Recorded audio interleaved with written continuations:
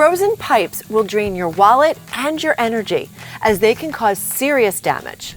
I am Beth Allen of DIY Hip Chicks. I am a licensed contractor and a DIY expert.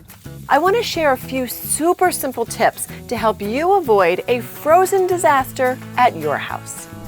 This first tip is the most important. Set your thermostat to no less than 55 degrees. This is usually warm enough to avoid frozen pipes. During the winter, drain any pipes that are not being used, like your hose, your sprinkler system, and pool supply lines. Shut them off at the valve and drain the water out. Remember, access to these shutoffs might be inside the basement ceiling or in the garage in an access panel. Next, insulate exposed pipes.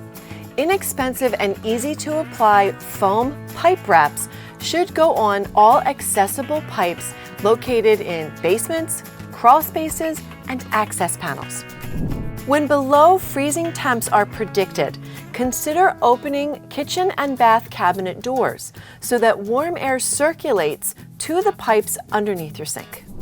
For serious frozen pipe prevention, let your faucets drip, drip, drip.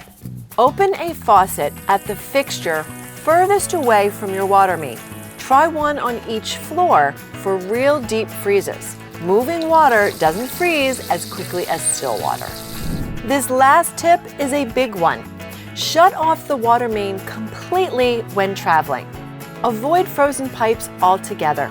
Turn off your water main before leaving and open a first floor faucet to drain the water from all of the upper lines.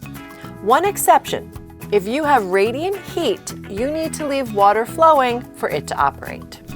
These are simple steps to avoid major disasters. You can try them at your place because the only acceptable frozen water is water ice.